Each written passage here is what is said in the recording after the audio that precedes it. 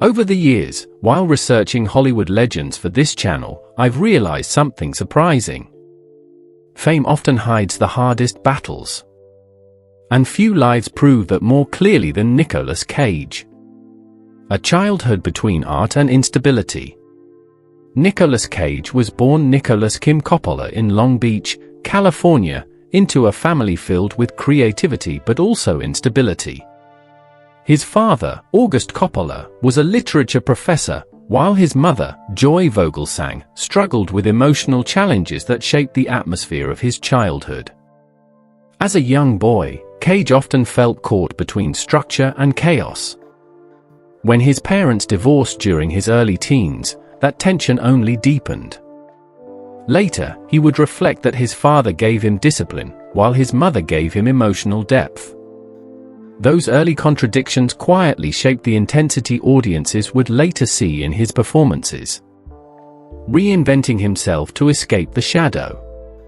Growing up in the famous Coppola family brought pressure. Rather than rely on that connection, he deliberately changed his name to Nicolas Cage. The choice was inspired partly by avant-garde composer John Cage and the comic book hero Luke Cage. For him, the new name symbolized independence. During those early years he worked small jobs, including selling popcorn at a theater, while chasing acting opportunities. Rejections were constant, but persistence slowly built momentum. The rise that changed everything. By the late 1980s and early 1990s, Cage's unique acting style began attracting attention.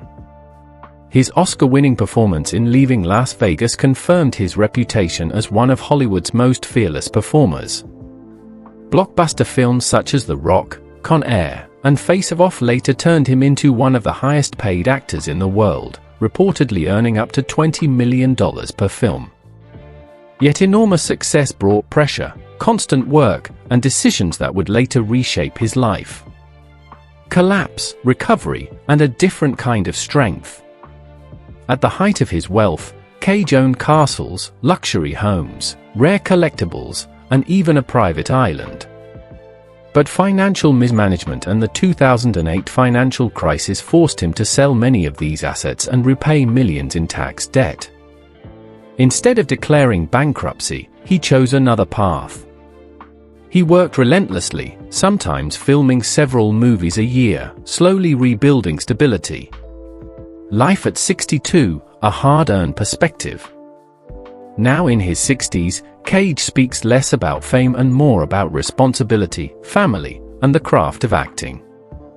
His later performances in films like Pig have reminded audiences why his talent always stood apart. The storms never truly disappeared. But the man who once chased chaos now seems to value something far simpler. A quieter life.